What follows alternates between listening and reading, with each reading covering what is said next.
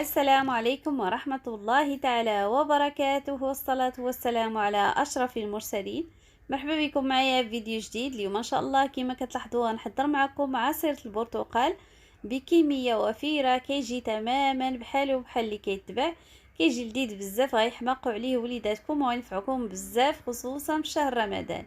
بقاو معايا حتى النهاية باش تعرفوا على الطريقة والمقادير. فرجة ممتعة. بسم الله على بركة الله. عندي هنا 2 كيلو ديال البرتقال او الليمون، وعندي ايضا حامضه وحده. غادي نقشر هاد الليمون، غادي نزول ليه القشره ديالو بهذا الشكل هذا. غادي نحاول نزول هاد القشره، ومن بعد غادي نقشر حتى هذيك القشره اللي كتكون على الداخل، القشره البيضاء ضروري نزولوها باش هكا، لانها كتمرر لينا العصير الا درناه بالقشره ديالو. العصير ديالنا كتجي فيه ديك النكهه ديال المروره.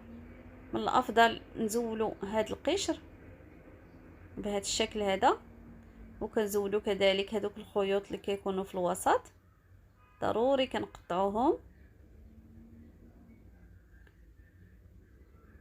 بنفس الطريقه. غادي نقطع الليمون اللي عندي كامل. انا هنا راه غير كنشرط بالسكين ومن بعد كنقشرو. وبالنسبه لهاد القشره راه كتزول بسهوله، غير الموس خصو يكون ماضي. غنستمر بهاد العمليه هذه حتى نكمل الكميه اللي عندي.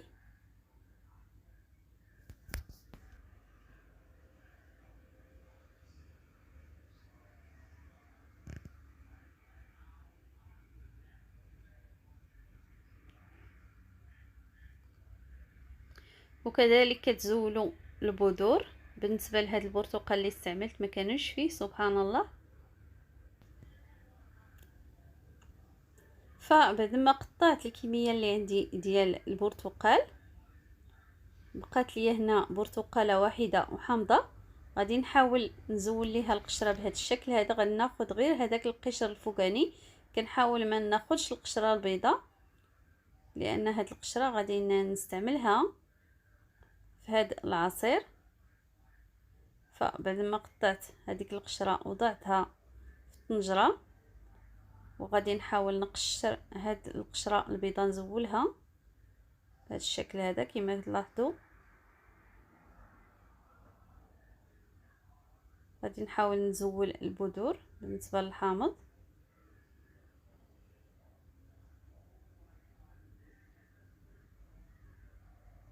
نقطعو هكا طريفات صغار، وبنفس الطريقه غادي نقطع البرتقاله اللي بقات. غادي نزول ليها غير القشره الفوقانيه، وبالنسبه للقشره البيضاء كنحاول نزولها بهذا الشكل هذا. كنحاول نتخلص من هذيك القشره البيضاء، ومن بعد كنقطعوهم هكا طريفات صغار. صافي هنا بعد ما قطعتها هكا مربعات وضعتها في الطنجره. يمكن لكم كذلك تحكوا هذيك القشره البيضاء بالنسبه اللي ما بغاش يقطعها بهذا الشكل هذا، يمكن لكم تقطعوها تحكوها عفوا. صافي كنستمر بهذا الشكل هذا حتى كنقطع البرتقال ديالي كامل. هنا بعد ما قطعته ضفت عليه لتر ديال الماء وغنخليه يطيب نصف ساعه. فبعد ما كيطيب كيصبح بهذا الشكل هذا. هذا هو الشكل ديالو. غادي ناخذ الخلاط ديال العصير وغادي نبقى نطحن. بعد ما كنخليوه حتى كيبرد البنات عاد كنطحنوه، كنخليوه ضروري يبرد باش هكا ما يخسرش لينا الخلاط ديالنا.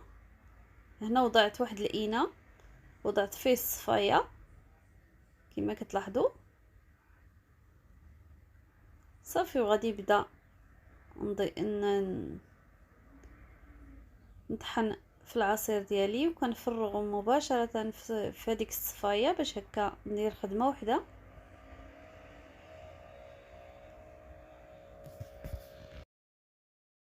كنستمر حتى نكمل الكميه اللي عندي. طحنو مزيان، من بعد كنصفيه.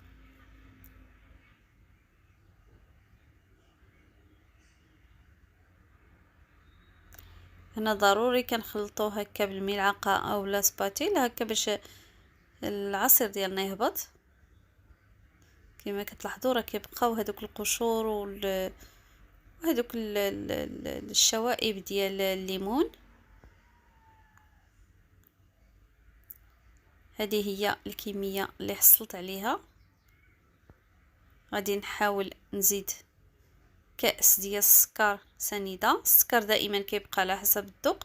هنا ضفت لتر ديال الماء وغادي نضيف لتر ثالث. بعد ما غادي نزولو من هاد الاناء لان هاد الاناء صغير ما بقاش لي فين نضيف الماء.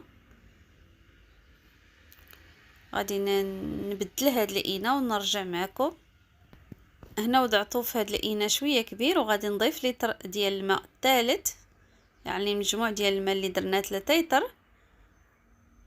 زائد العصير ديال الليمون، يعني كنحصلوا على 4 لتر ديال الليمون. هنا غادي نضيف شويه ديال السكر. دائما السكر كيبقى على حسب الذوق، كتضيفوا السكر وكتذوقوا.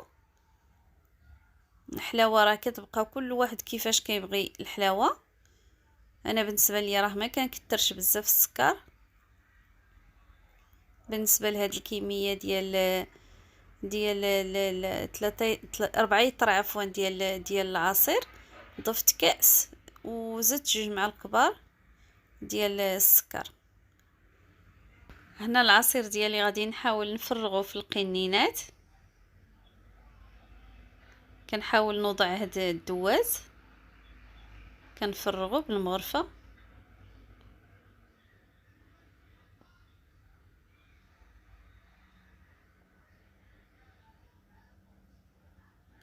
غادي نصطبر البنات حتى نكمل ونتلاقاو باش نشوفوا الشكل ديالهم النهائي. وهذا هو الشكل النهائي ديال العصير ديالنا. وهذه هي الكميه اللي حصلنا عليها، كميه وفيره.